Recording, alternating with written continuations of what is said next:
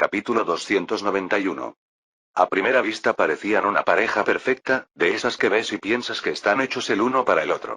Pero no, eran mi hija Isabella y el archiduque del Imperio Austríaco, Ferdinand Maximilian Joseph. Al verlos juntos, sentí un tirón en la nuca y una oleada de rabia inexplicable. Pero me contuve. No tenía intención de actuar como esos padres de telenovela que solo logran alejar a sus hijos con sus gritos.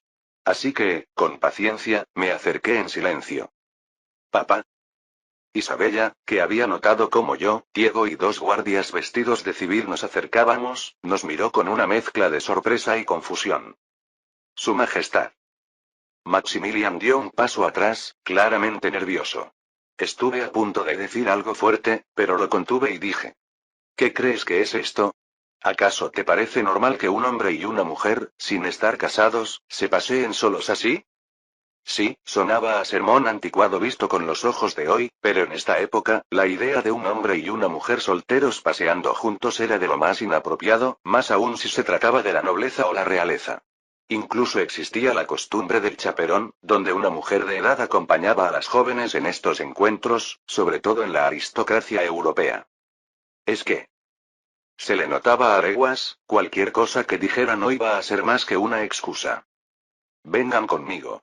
Los dos. Los guardias los separaron y los llevaron, junto a mí y Cecilia, al hotel donde se alojaba la familia imperial mexicana. Querido, calma un poco. Si te ven así, los asustarás y no dirán ni una palabra, me susurró Cecilia en cuanto estuvimos en una habitación aparte. Al mirarme al espejo, noté la expresión dura de mi rostro. No son unos niños, amor. Maximilian tiene 27 años, apenas 8 menos que mi hermano menor. Lo sé, pero aún así. Tomé un gran trago de agua fría. No podía dejarme llevar solo por el enfado. Necesitaba pensar con claridad.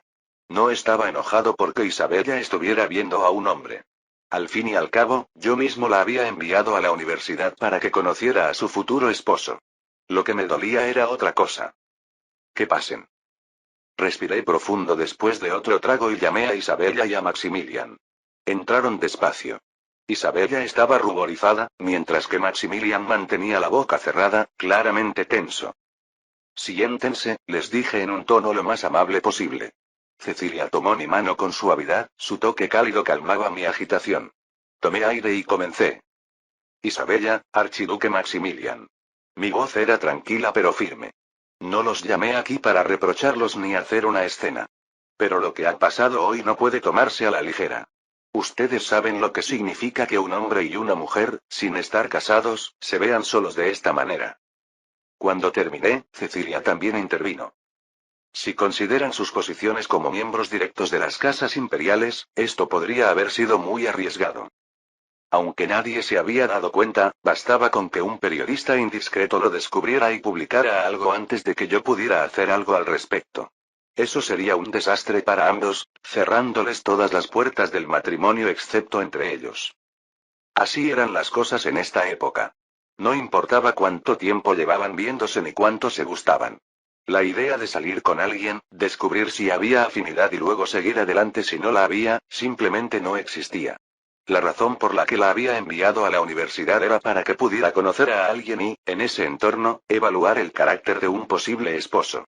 No le estaba dando carta libre para tener una relación abierta. Isabella agachó la cabeza al escucharme. Lo siento, papá. Fui imprudente. Maximilian, por su parte, habló con cautela. Su Majestad, admito que fue un error de mi parte encontrarme con Isabella a solas. Pero lo que siento por ella es sincero. Lo observé en silencio, pero aunque intentaba verlo de la mejor manera, mis sentimientos eran otros. Se conocieron cuando empezó la Olimpiada, ¿verdad? Entonces, como mucho, han sido 7 días, en solo una semana ya se sienten tan cercanos como para verse solos. Vamos, díganme, ¿quién de los dos lo propuso primero y cuándo empezó todo? Si Maximilian había sido quien inició todo, entonces no me quedaba otra que cuestionar sus intenciones. No podía verlo simplemente como una historia de amor juvenil. El trasfondo y la posición de ambos eran demasiado significativos. En especial él, siendo el hermano del emperador, no había viajado hasta aquí por casualidad. No, su verdadero propósito era acercarse a nuestro imperio mexicano, y no había mejor estrategia que una unión matrimonial, convirtiéndose en yerno y así reforzando los lazos. Esa era la única manera de equiparar nuestra relación con la de su mayor competidor, el imperio alemán. Fui yo. Tú me dijiste que eligiera a mi futuro esposo, y eso estoy haciendo. Respondió Isabella con vehemencia. Sí, te dije que buscaras, pero en ningún momento autoricé que salieras sola con él. Isabella solo tiene 17 años. Aunque en esta época muchas jóvenes se casaban a esa edad, yo imaginaba a alguien de su misma generación, no un hombre de 27 años. Esa diferencia de edad era otra razón para que todo esto me incomodara tanto. Mi hija puede parecer adulta, pero su rostro aún tiene la frescura de una niña, mientras que Maximilian es evidentemente un hombre hecho y derecho. Le lancé una mirada severa antes de suspirar. Vaya, es hija mía, sin duda. Alto, con porte atlético, esos ojos azules y el cabello rubio bien cuidado. Está claro que mi hija no es indiferente a las apariencias. El silencio se apoderó del ambiente mientras yo meditaba la situación. Necesitaba entender sus verdaderas intenciones, así que miré a Maximilian y le hablé. Aun si se concretara un matrimonio, eso no significa que deba formarse una alianza. ¿Entiendes eso? Cuando estuvimos aliados con el reino de Prusia, ambos necesitábamos formalizar el pacto, pero no siempre es necesario que un matrimonio derive en una alianza oficial. Se podría considerar como un fortalecimiento de los lazos entre naciones, pero en muchos casos no pasa de ahí. A veces incluso termina en conflictos. Al mencionar un matrimonio, vi que Isabella se ilusionaba, pero Maximilian captó inmediatamente el trasfondo de mis palabras. No la veo por razones políticas. Mis sentimientos por ella son sinceros. Ah, ¿sí? Bueno, yo no tengo la más mínima intención de enviar a mi hija al extranjero. ¿Qué opinas de eso? Mis palabras eran un desafío claro. No iba a permitir esta relación a menos que él estuviera dispuesto a renunciar a casi todo lo que había construido en Austria y venir a México. Esa era la única opción. Si no estás dispuesto, entonces renuncia y márchate, pensaba mientras lo miraba fijamente. Isabella no parecía oponerse mucho tampoco. Parecía estar cautivada, pero no dispuesta a dejar México, consciente de la velocidad con la que nuestro imperio se desarrollaba en comparación con Austria. Después de una larga reflexión, Maximilian finalmente respondió con voz determinada. Me trasladaré al imperio mexicano. La ceremonia de clausura había llegado, el fin de los Juegos Olímpicos estaba cerca. PFF. Cecilia me acarició el hombro cuando me oyó suspirar. Lo has manejado bien. Asentí, pero la inquietud persistía. No es solo por Isabella. Antes de que comenzara la ceremonia, la prensa ya había publicado el medallero final. Nuestro imperio mexicano había quedado en tercer lugar, un resultado que no me parecía especialmente impresionante dado nuestro estatus y el hecho de ser los anfitriones. En primer lugar quedó el imperio alemán, con una participación tan numerosa como la nuestra y un total de 72 medallas. Francia, con un equipo algo menor, se llevó 56 y quedó en segundo lugar. Después estábamos nosotros, seguidos de Reino Unido y Estados Unidos. Pensando en la población de los países europeos, esto es un gran logro, Su Majestad, comentó Cecilia, tratando de animarme. El imperio alemán tiene una población de casi 40 millones, mientras que Francia alcanza los 37 millones. Esas cifras son contundentes. Después de todo, salvo el fútbol, no podemos decir que seamos una potencia deportiva, reflexioné. Nuestro imperio mexicano es el más próspero del mundo, sin duda, pero eso no significa que nuestra gente tenga la costumbre de dedicar su vida a los deportes. Sí, bien, en 5 años, en los Juegos de Grecia, tomaremos la revancha. La próxima sede de los Juegos ya estaba confirmada. Grecia, la cuna del olimpismo. Aunque Grecia atravesaba momentos de inestabilidad política, el Comité Olímpico Internacional contaba con recursos propios y numerosos empleados mexicanos dispuestos a ir y ayudar. Así que no había mucho de qué preocuparse. Así es. Lo haremos aún mejor en 5 años, dijo Cecilia con una cálida sonrisa. Asentí mientras observaba el recinto de la ceremonia de clausura, repleto de atletas y espectadores disfrutando el final de la fiesta. Durante estos Juegos, nacieron muchos héroes deportivos, y todos los países, incluida Corea, habían conseguido al menos una medalla. Esto marcaría el inicio de una nueva era en el desarrollo del deporte mundial. Cuando la ceremonia concluyó, todos comenzaron a retirarse. Regresaré pronto, dijo Maximilian a nuestra familia antes de partir. Isabella lo observaba contener las lágrimas mientras se despedía de él, y al ver esa escena, una punzada de irritación me invadió. Si no regresas en menos de 6 meses, prepárate para enfrentar las consecuencias de jugar con mi hija. Entendido. Después de disfrutar un poco de los Juegos Olímpicos, volvimos a la rutina en Ciudad de México. Debería pensar en retirarme pronto, sin duda. Los documentos pendientes se amontonaban en mi escritorio como una montaña. Espero que ese día llegue rápido, porque entonces será cuando yo también pueda retirarme, Su Majestad. Jajaja, parece que lo sabes bien, ¿eh? Con Diego bromeando, comencé a sumergirme en el trabajo. Aunque hasta hace unos meses la mayoría de los documentos trataban sobre asuntos internacionales, ahora, en su mayoría, eran problemas internos los que requerían atención. Es hora de volver a centrarme en el país. Hay asuntos que no cambiarán si no intervengo personalmente. Oficialmente, el funcionamiento del imperio debería recaer en el Parlamento, el primer ministro y los ministros que designé para la administración. De hecho, el sistema funcionaba bien sin mi constante supervisión. Sin embargo, había problemas que requerían la mirada directa del emperador, situaciones complejas con intereses intrincados que ni ministros ni el primer ministro podían resolver. Así es, Su Majestad. La verdad es que en estos últimos 4 o 5 años no hemos podido enfocarnos mucho en los asuntos internos. Desde que estalló el conflicto con Inglaterra por el tema de Australia, seguido por la guerra de Crimea, pasando por las tensas diplomacias en Sudamérica y las estrategias económicas, hasta finalmente la Gran Guerra, todos esos eventos demandaron mi atención. Y después de la guerra, entre la reconstrucción, los terremotos y la organización de los Juegos Olímpicos, apenas había habido tiempo para la política interna. Aunque se avecinaban el Mundial y grandes inundaciones, ya estábamos preparados para enfrentarlos, así que este era el momento adecuado para enfocarnos en los asuntos del país.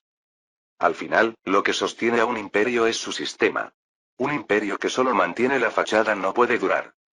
En apariencia, nuestro imperio mexicano se había convertido en el país más poderoso del mundo, un coloso con inmenso territorio. Pero eso no significaba que todo estuviera en orden dentro. De hecho, el rápido crecimiento había traído consigo muchos efectos secundarios. Lo primero que debemos abordar es esto. El informe indicaba que un funcionario de la región de Costa Rica estaba implicado en actos de corrupción. Que el reporte llegara hasta aquí, a pesar de que la corrupción no era competencia de los servicios de inteligencia, era señal de que la situación era grave. No debe ser un problema exclusivo de esta región. Diego y yo sabíamos que esto iba a pasar tarde o temprano. Durante la época en que el gobierno central extendía su poder sobre las élites locales, sufrimos una gran escasez de personal. En esa época, bastaba con saber español para ser funcionario, sin más requisitos, pero eso había generado problemas graves. En su momento, centralizar el poder fue necesario. La alianza entre descentralizadores y élites locales había dificultado el buen funcionamiento del gobierno.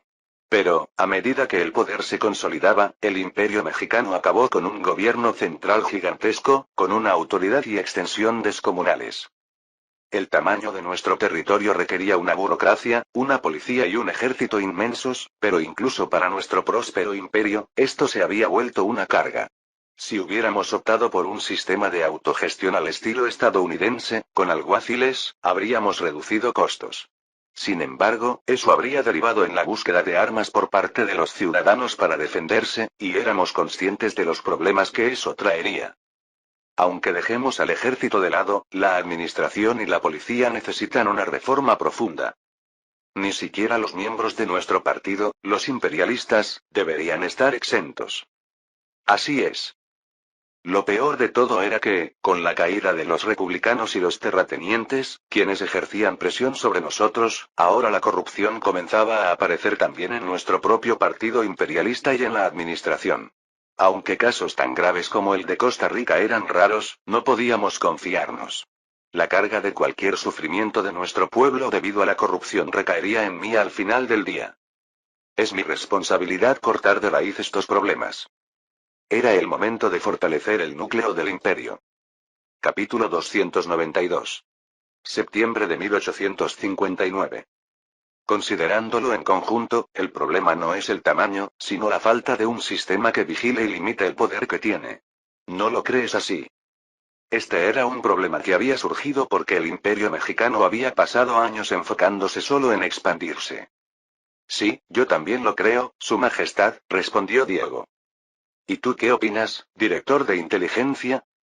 Durante los últimos meses, Diego y yo habíamos recopilado información para poner en marcha una reforma.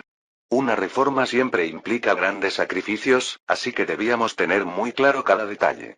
Como un cirujano al operar, necesitábamos un bisturí afilado y mucha cautela. Vamos, veamos qué tienes que decir, director de inteligencia. En estos meses, siguiendo mis órdenes, el director de inteligencia había concentrado los recursos del organismo en asuntos internos, así que ya debía tener una idea de lo que planeaba. Mi objetivo era reformar todos los organismos públicos, y eso incluía también a la agencia de inteligencia. Su Majestad, disculpe, pero creo que en algunos casos el problema es el tamaño y la autoridad misma de ciertas instituciones. ¿Así? ¿A cuáles te refieres en concreto, director Velasco? Le pregunté con interés, pues parecía haber captado mi intención. Justo a la agencia de inteligencia, Majestad. Jajaja, eres realmente leal, como decía Ricardo. El primer director de inteligencia, Ricardo, ya se había retirado. Después de la guerra, muchos de mis allegados empezaron a retirarse, y fue él quien recomendó a Velasco como su sucesor. Capacidad y lealtad, Velasco no carecía de nada. Le di una palmada en el hombro y él me agradeció inclinando la cabeza. Como dices, hay instituciones donde el tamaño y la autoridad se han convertido en el problema. La agencia de inteligencia es una de ellas. Lamento decirlo, pero será dividida. El presupuesto de la agencia de inteligencia había crecido cada día, y ahora contaba con una cantidad considerable de agentes, no solo en el Imperio mexicano, sino en todo el mundo. Nos había sido útil, sin duda, pero un organismo de tales dimensiones representaba un peligro. Mi plan era dividirla en 3 agencias, inspiradas en el modelo de Estados Unidos. Una agencia central de inteligencia bajo la autoridad directa del emperador, una oficina federal de investigación adscrita al Ministerio de Justicia y una agencia de inteligencia militar bajo el Ministerio de Defensa. Cada una tendría autoridad y competencias limitadas. Para nada. Tanto la agencia de inteligencia como el resto del imperio son creación de Su Majestad. Incluso si decidiera desmantelarla, nadie se quejaría. Puede que tú no, pero no todos piensan igual. Ya sabes cómo es la realidad. Los informes que yo había recibido también los conocía él, así que no podía ignorar lo que estaba sucediendo. Sí, Su Majestad. Lamentablemente, hay muchos que han caído en la corrupción y buscan su propio beneficio. No te preocupes. Muy pronto, todos ellos serán eliminados. Gracias por tu esfuerzo. Le di una palmada en el hombro para animarlo y lo dejé marchar. Si bien hay casos como el de la agencia de inteligencia, la mayoría de los problemas no tienen que ver con el tamaño, sino con la ausencia de un organismo de supervisión. Basándome en mis recuerdos, había diseñado un sistema de auditoría para supervisar todos los organismos públicos. El ejecutivo, el legislativo, el judicial, la policía, el ejército e incluso la agencia de inteligencia. Ninguna institución, ni siquiera la Guardia Imperial ni la Administración Real, quedaría exenta. Llevémoslo a cabo de forma gradual. Era un plan que habíamos trabajado durante meses, cada detalle meticulosamente pensado. El documento incluía las funciones y atribuciones de cada organismo de auditoría, así como los nombramientos para dirigirlos. Empecemos por el Tribunal de Cuentas. Lo primero es detener el desvío de fondos. El Tribunal de Cuentas. Un organismo que existía en varios países en mis recuerdos, incluida Corea. Su función principal era asegurar el buen uso de los impuestos, supervisando 3 áreas clave: auditoría contable, evaluación de desempeño y supervisión de tareas. Algunos países auditaban solo al Ejecutivo, otros también al Legislativo, pero yo decidí que solo supervisara al Ejecutivo. Reunir toda la labor de auditoría en una sola institución incrementaba el riesgo de corrupción. Ya tenía algo distinto en mente para el poder legislativo. Entonces, nombraremos a Rodolfo Núñez, el director de inmigración, como el primer auditor general del Tribunal de Cuentas. Rodolfo Núñez, quien en sus primeros años como funcionario había sido quien propuso una política de inmigración, llevaba años dirigiendo con rectitud la oficina de inmigración. Incluso después de asumir el cargo, había seguido aportando ideas para mejorar la política de inmigración. Honestidad, pasión, valentía. Todo lo necesario para encabezar un organismo de supervisión. Bien. Crearemos el Tribunal de Cuentas y observaremos su funcionamiento. Había tomado como referencia modelos de algunos de los países avanzados que recordaba, pero no podía asegurar que fueran aplicables al imperio. No podía implementar de golpe más de 10 organismos de supervisión, así que lo mejor sería observar cómo evolucionaba la situación. Diego asintió con la cabeza en señal de acuerdo. Sí, si lo presentamos como una medida de seguimiento al escándalo de Costa Rica, muchos lo entenderán como tal. Exacto. Observaremos los resultados y luego actuaremos. Por cierto, parece que la situación en la India finalmente ha terminado. El informe que el director de inteligencia había traído incluía también novedades sobre la India. La larga guerra civil había concluido finalmente con la intervención del reino de Bengala, a quien habíamos brindado nuestro apoyo. Incluso Nana Sahib, el líder de la Federación Maratha, quien había resistido hasta el final a la presión directa de nuestro imperio mexicano, había terminado renunciando a sus ambiciones ante las devastadoras pérdidas de soldados en la guerra de trincheras que parecía no tener fin. La cantidad de muertos es abrumadora. Sí. Solté un suspiro. La Gran Guerra Civil, que no existía en la historia original, había cobrado la vida de más de 100.000 personas. Quizá debía haber enviado tropas para sofocar el conflicto desde el principio. Si bien ayudar a la independencia de la India tenía como propósito limitar la influencia británica, también lo hacíamos por el bien de los indios. Sin embargo, el resultado había sido una tragedia mucho mayor que la del curso original de la historia. Ese desenlace tan opuesto a lo que pretendía me dejó un amargo sabor de boca.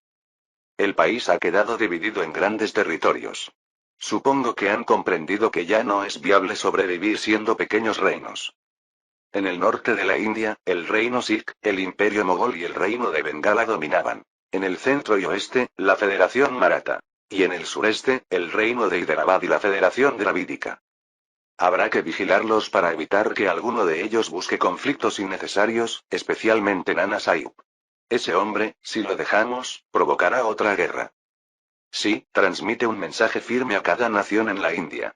Que sepan que si cruzan las fronteras acordadas, el imperio mexicano no permanecerá de brazos cruzados. Octubre de 1859. La luz dorada del sol brillaba en el cielo sobre el pueblo de Santa Rosa, en el imperio mexicano. Juan, con una expresión agotada, barría el polvo que se acumulaba en el patio.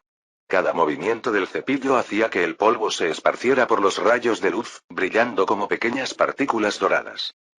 10 años atrás, cuando Nueva Granada se unió al Imperio Mexicano, Juan y María recibieron esta tierra como si fuera un regalo salido de un sueño. Pero ahora ese sueño parecía convertirse poco a poco en una pesadilla. Juan, mira esto, dijo María, saliendo de la cocina con un papel en sus manos temblorosas.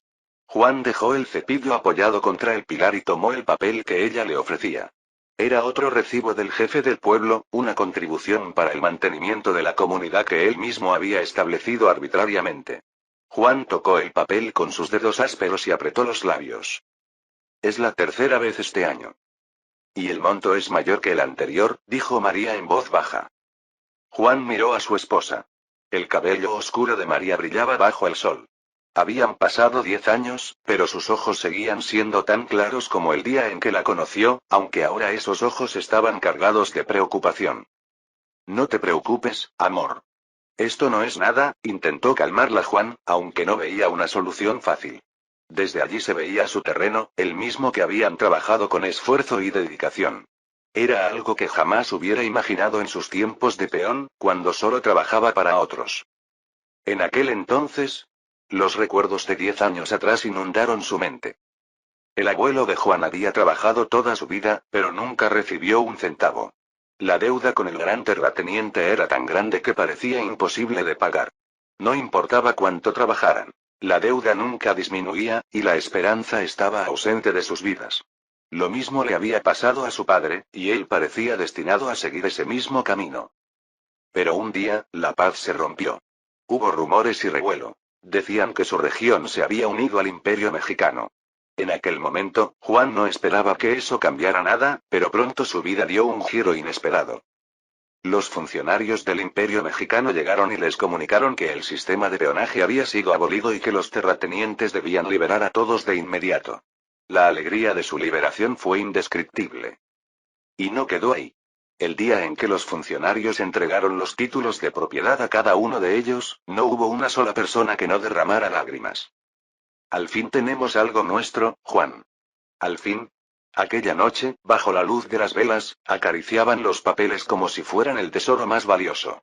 Juan y María no sabían leer, pero los funcionarios habían delimitado y señalado su terreno, así que eso era lo de menos. No importaba lo que dijeran esos documentos. Solo tocarlos ya les hacía felices. Juan tomó la mano de su esposa. Era una mano áspera y llena de callos, pero una mano que ahora estaba llena de esperanza.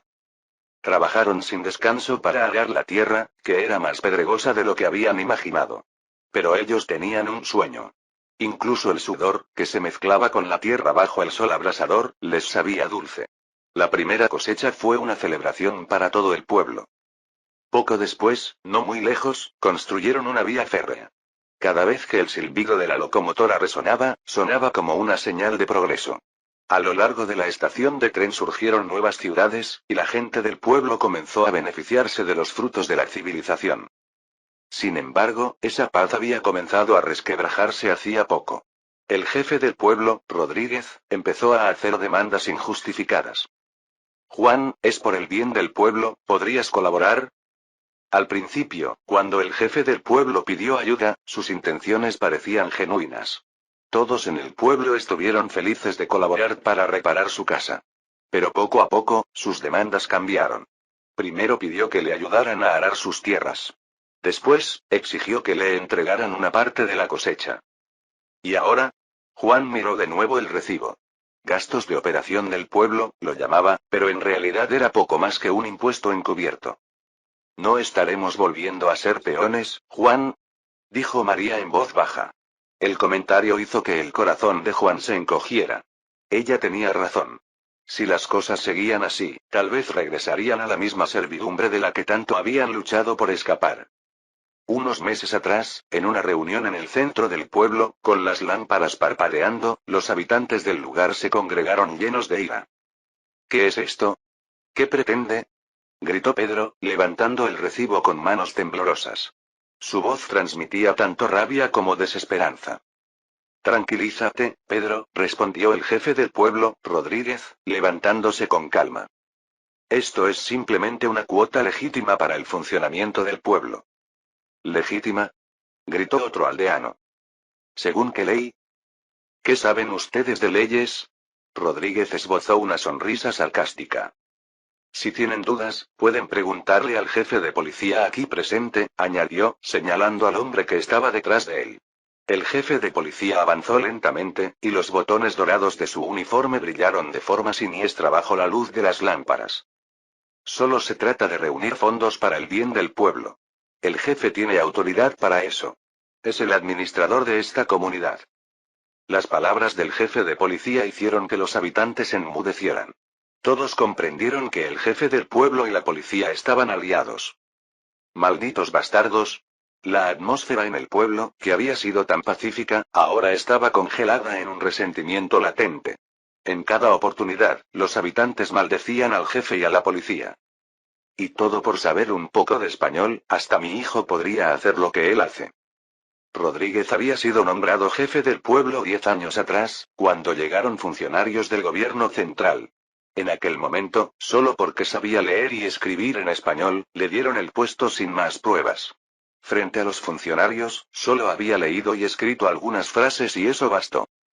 Sí, tuvo suerte hace 10 años.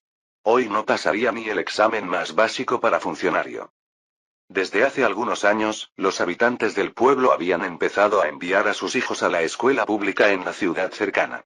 Los niños aprendían español en 1 o 2 años, y muchos padres también aprendían a través de ellos. Saber leer y escribir en español ya no les parecía algo tan especial. El jefe del pueblo, los funcionarios y la policía sabían que los aldeanos los detestaban, pero no les importaba. Los habitantes no podían hacer nada. Ni siquiera yendo a la ciudad había un lugar donde denunciar la situación.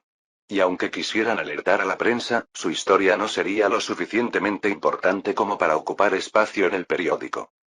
Tampoco podían rebelarse por la fuerza.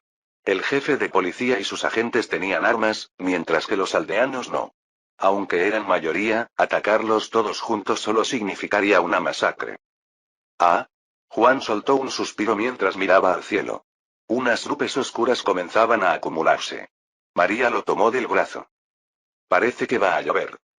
En ese momento, se escuchó el sonido de cascos de caballo acercándose desde la entrada del pueblo. Un hombre de uniforme negro descendió del caballo. En el pecho llevaba una insignia con el emblema del Imperio Mexicano, que brillaba suavemente bajo el cielo nublado. Su porte transmitía una autoridad inquebrantable. ¿Este es el pueblo de Santa Rosa? Sí, respondió Juan con cautela. El hombre sacó un maletín y continuó hablando. Soy Alberto Ramírez, auditor del Tribunal de Cuentas del Imperio Mexicano. He venido a investigar una denuncia reciente. Los ojos de Juan se abrieron de par en par. María apretó su mano con fuerza. Capítulo 293. Cuénteme todo. No importa lo insignificante que sea. Dijo el inspector Ramírez. Su uniforme negro parecía aún más oscuro bajo la tenue luz del crepúsculo. Sacó unos documentos de su maletín y los organizó meticulosamente sobre la mesa. Abrió con cuidado el tintero y tomó la pluma en su mano. Sus movimientos eran tan precisos como los de un cirujano preparando sus instrumentos. Al principio, era algo realmente pequeño. La voz de Juan temblaba. María sostuvo con fuerza la áspera mano de su esposo. Las manos de él, endurecidas por años de trabajo en el campo, temblaban ligeramente. Solo nos pidió que le ayudáramos a reparar su casa. Pero... Ramírez asintió mientras tomaba notas con su pluma. El sonido de la pluma deslizándose sobre el papel llenaba la cocina. No se podía leer ninguna emoción en su rostro. ¿Desde cuándo empezó a cambiar todo? Creo que fue alrededor de la cosecha de otoño de hace 2 años. María dijo con cautela. El alcalde vino de repente y nos pidió que aráramos su campo. El suyo propio. Era difícil rechazarlo. Después de todo, él era nuestro alcalde. La pluma de Ramírez se detuvo por un momento.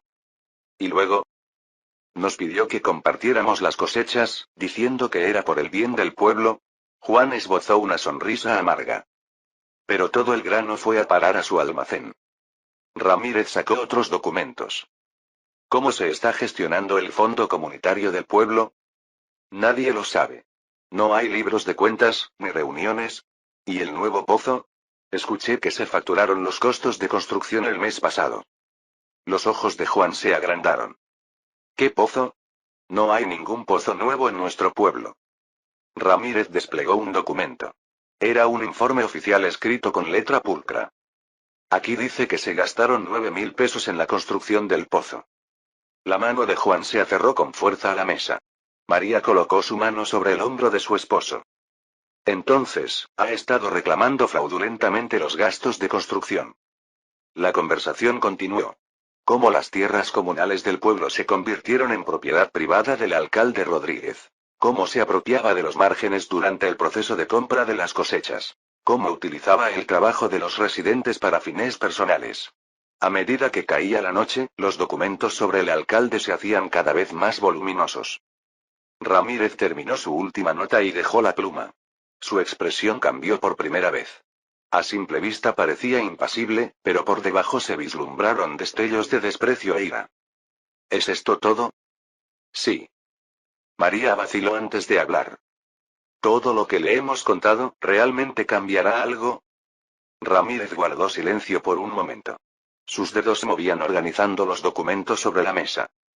Les pido que mantengan en secreto el hecho de que estuve aquí hoy. Mientras cerraba su maletín, continuó hablando. No están solos.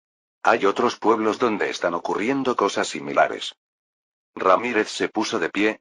Sus ojos brillaban con determinación. Este es un documento firmado directamente por Su Majestad el Emperador. Sacó un último documento y se lo mostró. La firma del emperador era clara. Al ver el documento, los rostros de ambos se iluminaron. Su Majestad el Emperador. El sol del imperio se estaba preocupando por ellos. Solo con eso, parecía que todas sus preocupaciones se desvanecían. El imperio ha comenzado a moverse.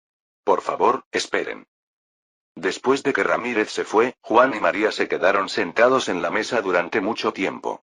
La firma del emperador les hizo sentir nuevamente las emociones que habían experimentado 10 años atrás. Diciembre de 1859, Baja California. Bienvenido de vuelta, Kewinare. ¿Ahora te quedarás aquí para siempre? Sí.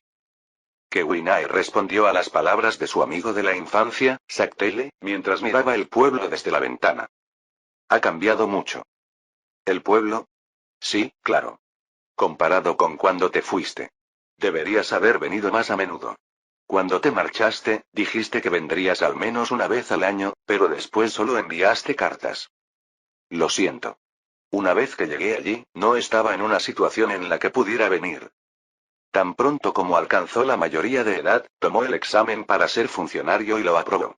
En aquel entonces, como todavía había una grave escasez de personal, recibió inmediatamente la notificación de aprobación y fue asignado al centro de California, pero una vez allí, no tuvo tiempo para volver a su hogar. Vamos, incluso cuando abrieron el ferrocarril en medio, ¿no tuviste ni un momento para venir? La vida como funcionario en la ciudad era intensa. El imperio se desarrollaba a pasos agigantados, y el cuerpo de funcionarios crecía rápidamente. En medio de una competencia feroz, se necesitaban más logros para ascender. No, no es eso. Es que yo también quería llegar a un puesto alto. Aunque habían pasado muchos años, los recuerdos de aquel día seguían vívidos. Hace 24 años, el día en que todos los hombres de la tribu, incluido su padre, murieron o fueron sentenciados a trabajos forzados, y él comenzó a caminar hacia el sur, dejando su hogar. Tenía apenas 10 años. Afortunadamente, los miembros de la tribu Chumash, que pensaban que les esperaba el destino de la extinción, sobrevivieron. Sin duda, fue gracias a la ayuda activa del Imperio Mexicano. Ahora que lo pienso, fue una política increíblemente generosa. En ese entonces, incluso en el corazón de México, había mucha gente que no tenía tierras propias y vivía como esclavos bajo pesadas deudas. En esa situación, les dieron a los sobrevivientes de la tribu Chumash tierras muy abundantes. Tierra suficiente no solo para alimentar a sus familias, sino para cosechar varias veces más. Aún así, los ancianos del pueblo odiaban a México por haber matado a sus hijos, pero Kewinare no sentía lo mismo. Admiraba su poder y civilización. Por eso aprendió español y se convirtió en funcionario. Quería ascender a un alto cargo en este país llamado Imperio Mexicano. Por eso trabajó sin descanso en la ciudad. Ya veo. Bueno, no es que no lo entienda. En ese año, la madre de Kewinare también murió de enfermedad. Saktele reprimió las palabras que se le vinieron a la mente y asintió. Sus compañeros de generación entendían esos sentimientos. Sentían admiración y resentimiento al mismo tiempo hacia el Imperio Mexicano. Quizás por eso tenían la ambición de lograr algo en este enorme imperio. El Imperio Mexicano ciertamente había implementado políticas muy generosas hacia ellos, pero al mismo tiempo, con una fuerte política de asimilación, sus propias tradiciones desaparecían rápidamente. En el caso de la tribu Chumash, esa velocidad era abrumadoramente rápida. Ahora mismo, más del 90% de los niños que caminaban por el pueblo eran mestizos. Los hombres que habían salido a la batalla 24 años atrás murieron en su mayoría, y los que sobrevivieron fueron llevados a la ciudad, condenados a trabajos forzados. En el pueblo solo quedaron mujeres, niños y ancianos. Las mujeres se casaron con hombres de otras tierras. Los niños asistían a escuelas públicas y aprendían español, y comenzaron a vestir ropa mexicana. Ahora, solo los ancianos hablaban el idioma Chumash. Kewinare creció observando esos cambios, y él mismo se convirtió en parte de ese cambio. Has pasado por mucho. Saktele, que por un momento mostró una expresión complicada, palmeó el hombro de Kewinare. Aunque no le preguntara en detalle, podía sentir por lo que había pasado en la ciudad. ¿Cuánta discriminación y desprecio habría soportado un joven indígena tratando de ascender? Al ver que al final no pudo avanzar al centro y regresó a su hogar como jefe del pueblo, no había necesidad de preguntar el resultado de sus esfuerzos. No puedo ni imaginar cuánto te habrán hecho pasar esos españoles. Los españoles a los que se refería Saktele no eran los mexicanos. Se refería a aquellos que realmente habían venido de España a través del antiguo sistema de inmigración administrativa. ¿Hasta aquí han llegado los rumores de sus malas acciones? Kewinae esbozó una sonrisa amarga mientras hablaba. Esos tipos, que eran todos plebeyos en España, vienen aquí y se hacen pasar por nobles. En la época en que las políticas de inmigración se enfocaban solo en California, muchos españoles entraron a California como inmigrantes administrativos. Se autodenominaban peninsulares y formaban un grupo de burócratas que ejercía una fuerte influencia. Sí. Y no tocan a los que vienen del corazón de México, aunque tengan sangre indígena. A quienes marginan es a los indígenas de California como nosotros, a los negros y a los asiáticos. Ni siquiera son blancos, y tratan así a los mestizos. ¿Por qué? Por si acaso tienen algún vínculo con el centro, claro. Cuando uno trabaja en el servicio público, llega a sentir el poder del centro de manera contundente.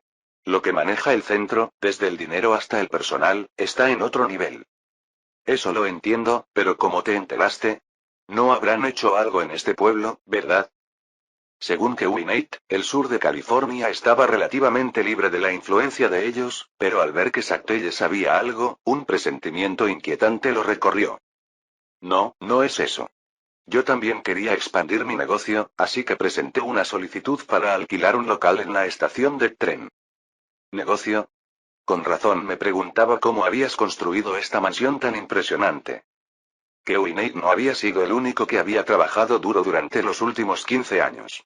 Sactelle, uno de los pocos chicos del pueblo, también había esforzado mucho. De lo contrario, no habría podido construir esta casa de 2 pisos a una edad tan joven. Kewinate, impresionado, habló con un toque de admiración. Si se trata de los locales de la estación, ya me imagino qué habrá pasado. Sí, lo sospechabas, ¿no? Todas las solicitudes de los nativos de California, como yo, fueron rechazadas. La razón fue ridícula. Falta de experiencia en grandes transacciones. ¿Te parece justo?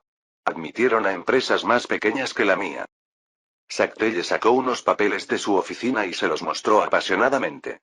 Kewinate revisó los documentos y, en efecto, no encontraba ninguna razón válida para que lo rechazaran. Es obvio. Se han favorecido entre ellos, los españoles. Exacto. Esto no ha pasado solo 1 o 2 veces. La última vez. Toc, toc, toc. En ese momento, alguien golpeó la puerta de la sala. Estoy con un invitado, ¿qué sucede? Preguntó Sactelle al sirviente de la casa. Señor, hay un visitante de la oficina de auditoría del gobierno central. Sactelle y Kewinate intercambiaron miradas.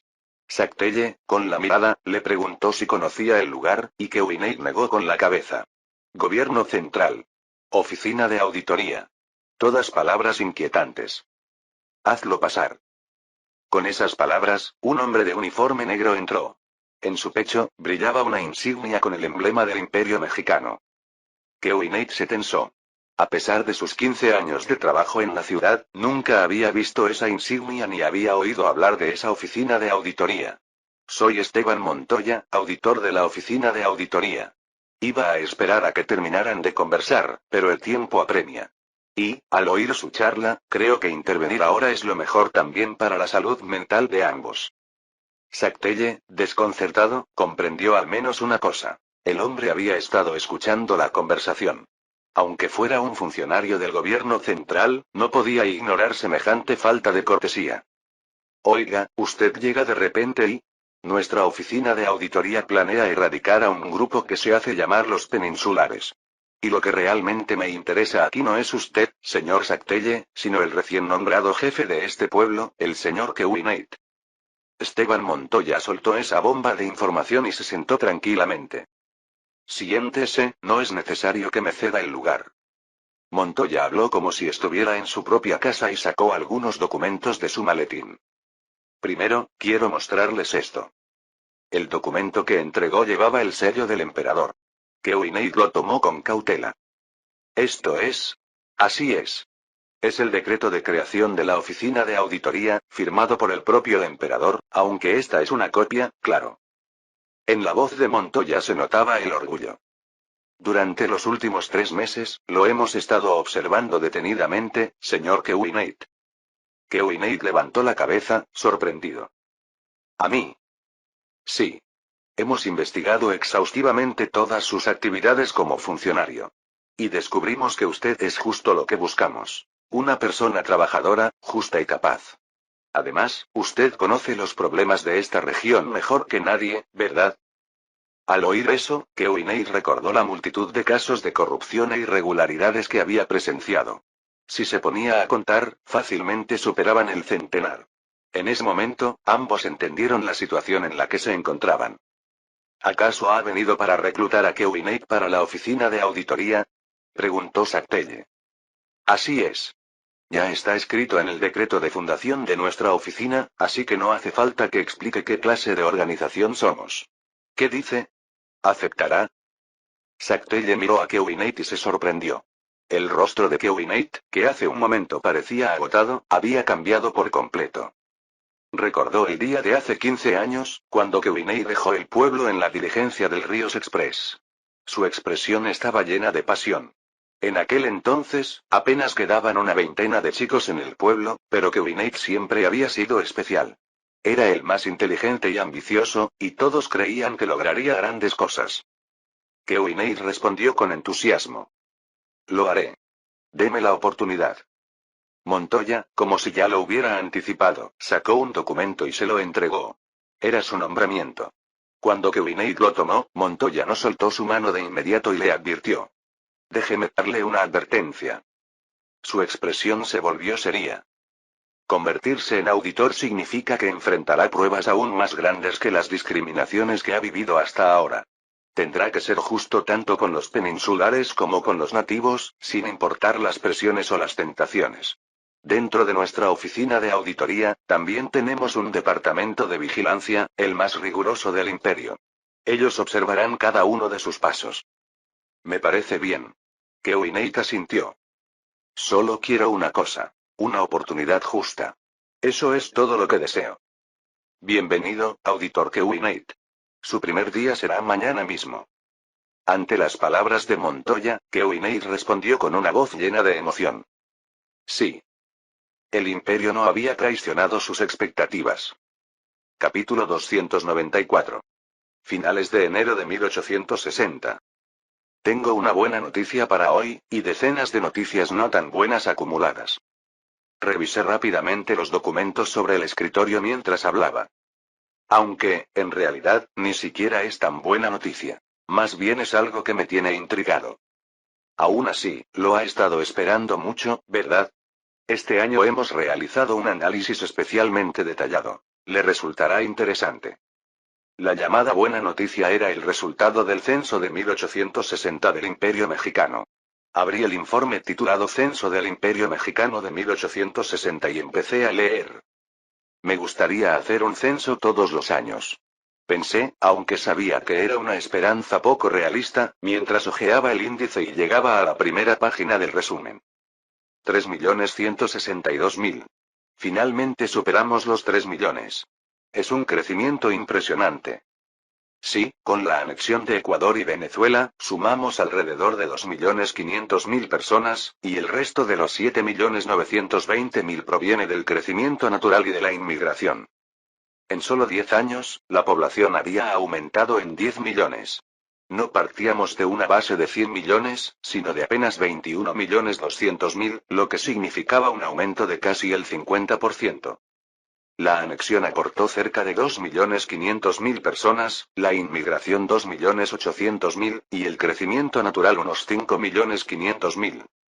A pesar de la ausencia de tragedias como la Gran Hambruna Irlandesa de 1845, Europa seguía enviando inmigrantes en masa, atraídos por los beneficios migratorios bien conocidos del Imperio Mexicano. Aunque el número de inmigrantes irlandeses y alemanes había disminuido, la inmigración desde Europa del Este y el Sur, donde la situación era difícil, había aumentado considerablemente. Vaya, también ha habido bastantes personas que emigraron. Sí, con la fundación de la República de Irlanda y Sion, muchos irlandeses y judíos han regresado a sus patrias. Claro. Ahora tienen un país propio. Es natural que quieran ir.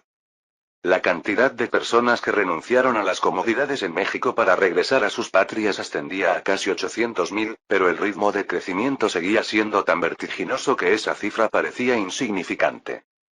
Nuestro crecimiento es tan rápido que ni siquiera la América de la historia original se puede comparar. El crecimiento de la población blanca sigue siendo dominante. En algún momento, nuestro imperio mexicano había sido una nación donde mestizos e indígenas representaban más del 80%, mientras que los blancos apenas alcanzaban el 10%. Pero ahora, gracias a más de 20 años de inmigración activa desde Europa, los blancos eran mayoría. Sí, más del 90% de los inmigrantes son blancos, así que es inevitable. Mientras no aparezcan fanfarrones que discriminen, no me molesta. Pero parece que siempre habrá alguno de esos. Claro, como esa facción de españoles llamada los peninsulares que mencionaste hace poco. No podía creer lo frecuente que se usaba en California ese término colonial para referirse a los españoles. Sin embargo, como seguro encontraría más sobre el tema entre los documentos pendientes, cambié de tema. Ahora que lo pienso, creo que también Estados Unidos comenzó un censo a finales del año pasado. ¿Han publicado los resultados? Seguramente será en enero. Sí, también tenemos los resultados del censo de Estados Unidos de 1860. Están al final del informe. Ah, ya los incluyeron. Ya me entendían sin necesidad de palabras. Revisé enseguida los resultados del censo estadounidense. Ahora tienen casi 8 millones menos que nosotros. La población de Estados Unidos era de 23.600.000. Hacía tiempo que habían dejado de ser competencia, y ahora incluso en tamaño estábamos muy por encima. Considerando la situación de Estados Unidos y que casi 4.400.000 afroamericanos se mudaron al ARFA en el sur, su tasa de crecimiento sigue siendo bastante alta. Sí.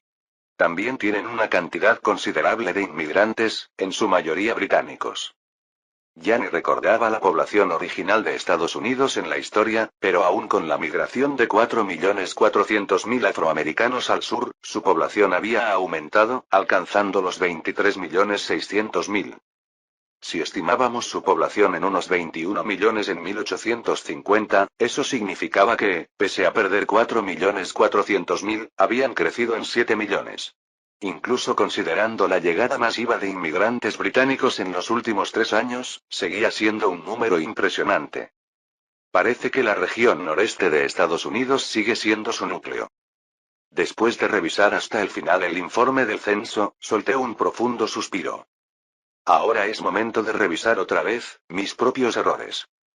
No hay nadie que los considere errores de Su Majestad, intentó consolarme Diego, pero yo no lo veía de esa manera.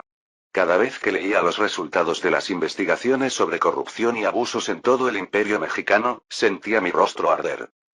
Poder y responsabilidad siempre van de la mano. Y yo, en esencia, tengo en mis manos todo el poder del imperio mexicano. ¿No es así? Empecemos de nuevo, entonces. Por supuesto, no era que me sentara aquí en mi oficina a revisar cada caso de corrupción en el imperio uno por uno. Mi labor consistía en construir y optimizar un sistema que pudiera abarcar todo el territorio imperial. Pero para optimizarlo, necesitaba entender bien cómo funcionaban las cosas. Cada informe contenía detalles muy específicos. El trasfondo de los casos de corrupción y abusos cometidos por funcionarios públicos, el impacto sobre el pueblo y las medidas que se habían tomado.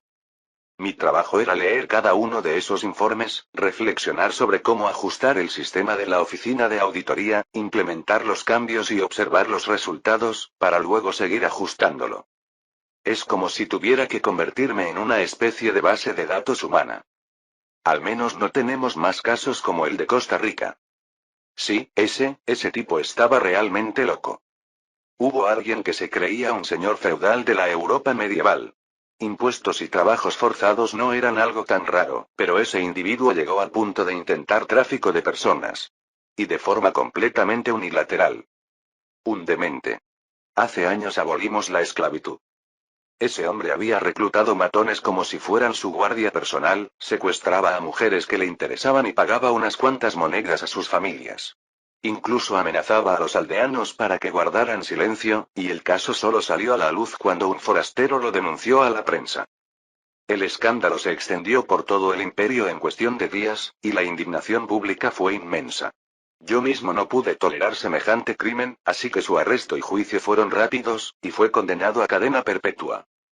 Afortunadamente, no tenemos nada tan grave, pero ahora entiendo por qué estamos cortos de personal. Hay demasiados casos menores de corrupción. La mentalidad era muy diferente a la moderna. Hoy, si un funcionario de alto rango pidiera a un ciudadano que fuera a trabajar a su casa, sería un escándalo. Pero en el Imperio mexicano no era así.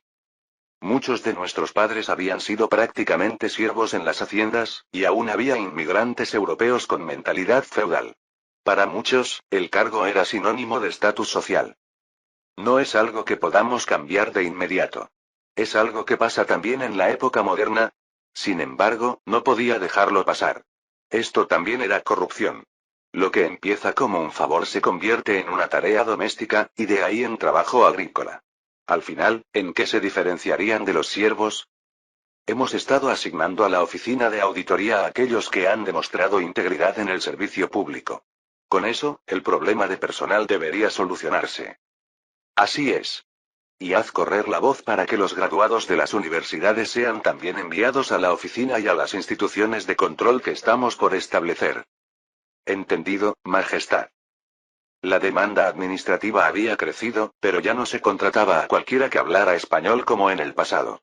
Las universidades en las principales ciudades estaban produciendo graduados, aunque ahora competíamos con las empresas por esos talentos.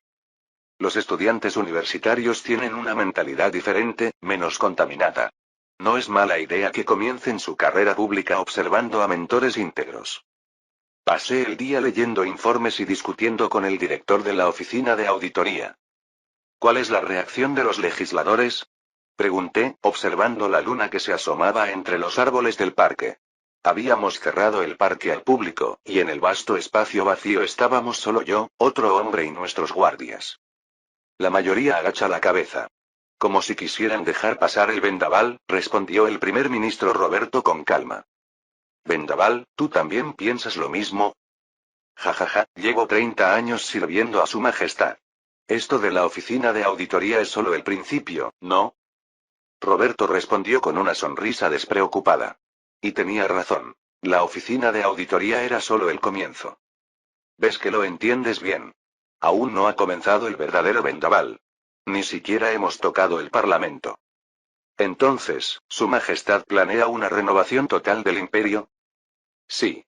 El ejecutivo, el legislativo, el judicial, el ejército, el sector civil, el imperio siempre ha priorizado la expansión. Teníamos que hacerlo, o nuestros enemigos nos habrían destruido. Pero ahora es momento de tomar un respiro y consolidar lo que hemos logrado.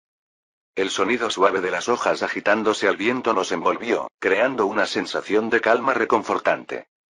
Si Su Majestad tiene un plan pensado, no tengo más que seguirlo, como lo he hecho hasta ahora. Gracias. El joven que, hace 30 años, vino a mí, se arrodilló y me juró lealtad ya no estaba. Ahora quedaba un anciano, pero su fidelidad seguía intacta. Planeo establecer oficinas de auditoría en cada sector, pero, de manera más fundamental, pienso que el Parlamento no puede funcionar bien bajo un sistema de partido único. Aunque existen excepciones, como Japón, en general, al menos dos partidos deben competir y vigilarse mutuamente para que el Parlamento funcione. Actualmente, el Imperio mexicano operaba bajo el control del Partido Imperialista, un sistema casi de partido único. Estoy de acuerdo, Majestad. Aunque al principio se mantenga limpio, con el tiempo es muy común que se corrompa. Sin embargo, sin una destitución o un juicio político, nadie dejará el Partido Imperialista voluntariamente a estas alturas.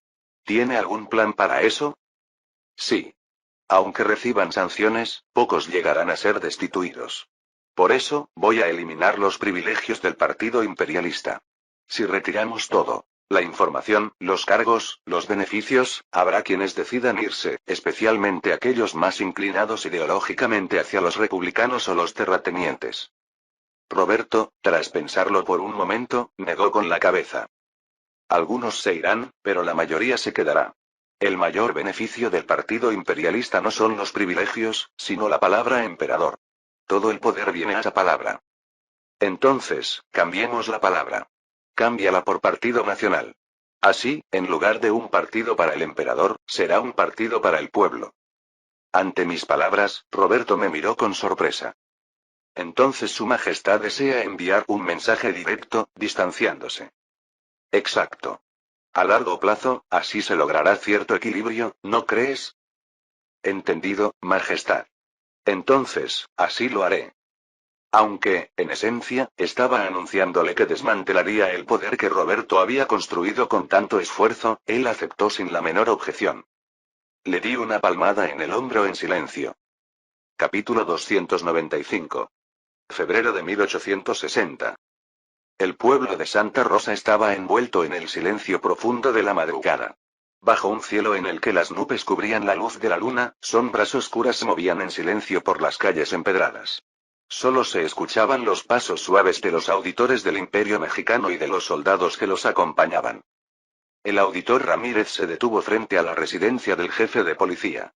Sabía que debían neutralizarlo primero, ya que era el único en el pueblo con poder de fuerza real. Es posible que el objetivo esté armado. Aunque los soldados ya estaban al tanto, hizo la advertencia nuevamente por precaución. Según los testimonios de los habitantes del pueblo, el jefe de policía siempre llevaba una pistola encima y, cuando algo le molestaba, solía amenazar con la mano en el cinturón. Entendido. Procedamos. A la orden del capitán, los soldados se movieron rápidamente. Justo a las 4 de la madrugada, la puerta de la casa del jefe de policía se abrió. ¿Qué? ¿Quién se atreve a? El jefe de policía, recién despertado, miró con sorpresa la puerta abierta de par en par. Julio Ramos, jefe de policía de Santa Rosa. Queda arrestado. Aquí está la orden de arresto. ¿Qué? El jefe de policía no podía creerlo. ¿Arrestarlo a él a estas horas de la madrugada? Su mano, por costumbre, se dirigió a su cinturón. Clic. Alto. Si te mueves, disparamos. En un instante, 6 cañones apuntaban directamente a su cara. Ah. Julio se puso pálido, sintiendo la presión que él mismo había ejercido sobre los aldeanos. Toda su arrogancia se desvaneció, y pronto, sintió el frío de las esposas en sus muñecas. El alcalde Rodríguez, quien apenas había dormido, se dio cuenta de que alguien había llegado al pueblo. Hombres de uniforme negro y soldados estaban desplegados por todos lados. Al escuchar los gritos en la casa del jefe de policía, supo que si se quedaba allí no le iría bien. Levántense. Rápido, recojan todo. Despertó a su esposa y a sus hijos con urgencia. Planeaba tomar los objetos de valor que había acumulado durante años y huir por la puerta trasera. Su cuerpo, normalmente lento y arrogante, se movía con una agilidad que desafiaba su edad. Si logro salir de aquí. Pero las cosas no salieron como él planeaba. Bajo la luz de la luna, vio soldados bloqueando su ruta de escape. ¿Quiénes son ustedes para tratarme así? Soy un funcionario del Imperio Mexicano y el alcalde de este pueblo. El exalcalde. La fría voz del auditor Ramírez cortó el aire de la madrugada. Kikiriki. A lo lejos se escuchó el canto del primer gallo, y las ventanas comenzaron a abrirse una a una mientras los vecinos se acercaban. Muchos ya estaban despiertos por los gritos en la casa del jefe de policía. Entre ellos estaban Juan y María. María tomó el brazo de Juan con fuerza. Cuando los habitantes vieron al alcalde Rodríguez y al jefe de policía Ramos arrastrados a la plaza, comenzó un murmullo de asombro. Ramírez abrió un expediente. El sol naciente iluminaba el emblema del Imperio Mexicano en su uniforme negro. En apenas 2 años y medio. 12 casos de trabajo forzado, 15 de malversación de fondos públicos, 9 de facturación falsa, vaya, han hecho bastantes cosas. ¿Tantas cosas? Yo sabía que algo así iba a pasar. A medida que cada cargo era leído, las emociones reprimidas de los vecinos salieron a flote. Maldito. Al fin se hace justicia. Algunos sollozaban. Otros gritaban de alegría. Las lágrimas en los ojos de María brillaban bajo la luz de la mañana. Por fin. Sí, cariño. Por fin ha terminado. Juan alzó la vista hacia el cielo. Ramírez, además del alcalde y del jefe de policía, ordenó la detención de los funcionarios y policías implicados en los crímenes, llevándolos a todos a los carruajes mientras decía sus últimas palabras. A partir de ahora, Santa Rosa será un pueblo gobernado por la ley. Así lo ha decidido Su Majestad el Emperador, es la justicia del imperio. Pronto se designará un nuevo jefe del pueblo.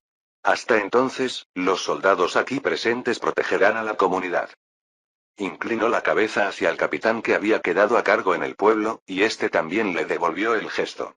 Los habitantes, al ver esto, se miraron entre ellos y sonrieron. Así como el imperio los había liberado en el pasado de las cadenas del sistema de peones, ahora venía a rescatarlos una vez más. En California, también soplaban los vientos de justicia. Entre los detenidos, había personas de renombre.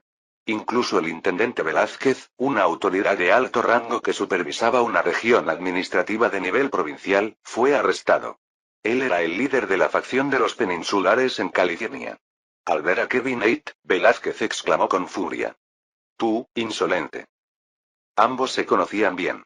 Habían trabajado juntos cuando Kevin era un funcionario destacado bajo las órdenes de Velázquez, quien entonces ocupaba el cargo de alcalde. Aunque Velázquez fue promovido y se trasladó a otro lugar, todavía recordaba a Kevin como ese indígena osado que, a su parecer, se atrevía demasiado. Aún no podía creer que el mismo Kevin, a quien había visto renunciar meses atrás, regresara ahora como inspector para arrestarlo. Le parecía absurdo. Estás acabado. Los tiempos en que gozabas de privilegios solo por ser de ascendencia española se han terminado. Descarado. ¿Crees que te saldrás con la tuya? No permitiré que levantes la cabeza jamás en California. A pesar de ser arrestado, Velázquez mantenía una actitud desafiante, confiando en el poder de la facción peninsular que se extendía por toda California. No era una simple asociación de funcionarios. Casi la mitad de los cargos públicos, policías y jueces de la región eran de origen español. Aunque los españoles representaban menos de la mitad de la población californiana, la gran afluencia de inmigrantes se debió a las confusas políticas de España y a la atracción que generó el programa de migración administrativa del Imperio Mexicano en aquellos días. Vaya, antes al menos parecías tener algo de astucia, pero veo que ni eso te queda ya. ¿No se te ocurre quién pudo autorizar tu arresto? Dudo que sean los gobernadores. Los gobernadores del norte, centro y sur de California, designados por el gobierno central, mantenían buenas relaciones con la facción peninsular, ya que se les instruía a tratarlos con cortesía. Viendo a Velázquez tratar de atar cabos, Kevin respondió. Más arriba. Más arriba, el Congreso Central. ¿Por qué se interesarían ellos? Velázquez aspiraba a un futuro en el Congreso Central, pero estaba manteniendo un perfil bajo hasta el momento. Sin embargo, Kevin destrozó sus esperanzas. No, más arriba aún. Al escuchar eso, el rostro de Velázquez se tornó pálido. Solo había una persona en el Imperio Mexicano que estuviera por encima del Congreso Central. El soberano, Su Majestad el Emperador. Sí, tal como lo piensas. Él mismo. Su Majestad escuchó el informe sobre ustedes y comentó que no conocían su lugar. Una observación muy acertada, ¿no crees? Incluso los nobles españoles aquí en México son tratados como simples plebeyos. Y ustedes, que en España ya eran plebeyos, pretendían actuar como nobles aquí. Es ridículo si lo piensas. ¿Acaso piensa erradicar a todos los españoles? ¿Qué hará con el vacío administrativo que eso provocaría? Sería un desastre para el pueblo. El daño que ustedes han causado supera con creces cualquier inconveniente temporal. La voz de Kevin no temblaba en lo absoluto. En sus manos tenía un expediente detallado sobre la corrupción de la facción peninsular. Sobornos, favoritismo en nombramientos, fraudes en licitaciones de obras públicas, la lista de delitos no tenía fin. No era obra de uno o dos individuos. La mitad de los funcionarios públicos de California estaban implicados. La magnitud de sus abusos había perjudicado a numerosos empleados públicos como Kevin, quienes habían sido marginados injustamente. Esto permitió investigar en secreto toda la red de corrupción. Comparado con sus fechorías, el eventual vacío administrativo era insignificante. Entonces, adiós. Espera. Espera un mone. Bang. Velázquez fue arrastrado fuera de la sala, y la puerta se cerró con fuerza. Desde la oficina más alta de la ciudad, Kevin disfrutó por un momento el instante de triunfo. Vaya. ¿El Partido Popular, dices? Así es. Su Majestad lo nombró personalmente. Nos instruyó a que fuera un partido al servicio del pueblo, no de la corona. Ante las palabras de Robert, líder de la facción imperial y primer ministro, los congresistas reaccionaron con distintas expresiones. Como siempre, Su Majestad. Su dedicación hacia el pueblo es casi paternal. Es cierto, habrá gobernante más noble que él. Algunos se apresuraron a elogiarlo, mientras que otros mostraban una leve incomodidad. Esto de tomar distancia así de repente. Sin duda, algo debe significar. Especialmente, los congresistas que tenían razones para preocuparse por las recientes investigaciones de la Oficina de Auditoría. Supongo que a los del Partido Republicano y Conservador les gustará esto, aunque no es algo que deba preocuparnos mucho. Los terratenientes, que una vez se separaron de los conservadores, siguieron usando oficialmente el nombre de Partido Conservador en lugar de llamarse Partido de los Terratenientes. Así, en el Congreso Imperial existían tres principales partidos: el Partido Popular, el Partido Republicano y el Partido Conservador. Voy a comunicarles algo a quienes están preocupados ahora mismo. Su Majestad, en un último gesto de consideración, me pidió que se los anunciara por adelantado. De todas formas, necesitan saberlo porque esta propuesta tendrá que pasar por votación. El primer ministro Robert continuó. Su Majestad el Emperador desea consolidar las bases del imperio, que ha crecido rápidamente en los últimos años. Y, como algunos pueden haber sospechado, la oficina de auditoría solo es el principio. Se establecerán numerosos organismos de auditoría y supervisión, y nuestra Asamblea Legislativa no será la excepción. Algunos rostros entre los congresistas se tornaron rígidos ante estas palabras. Pero nosotros, los congresistas, tenemos inmunidad parlamentaria, ¿no es así? Su Majestad debe respetar eso, o la función del Congreso se verá afectada. Vaya, hablas igual que un congresista republicano. Aunque, claro, no estás equivocado. Sin embargo, si gastamos los impuestos del pueblo, es natural que ellos tengan derecho a supervisar si hacemos un buen uso de ellos, ¿no crees? Y no recuerdo que hubieras puesto objeciones cuando se creó la oficina de auditoría. Eso es.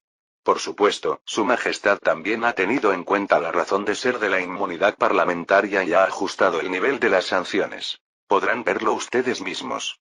Entréguenlo. Ante las palabras del primer ministro, sus asistentes entraron por la puerta y comenzaron a repartir documentos.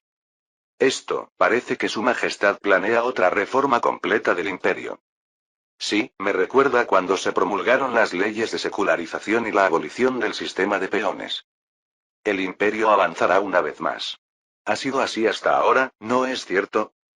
La mayoría de los congresistas revisaban con entusiasmo los detalles de las nuevas agencias de auditoría, mostrando rostros emocionados o llenos de expectativa, aunque unos pocos hojeaban rápidamente los documentos en busca de la sección sobre el poder legislativo.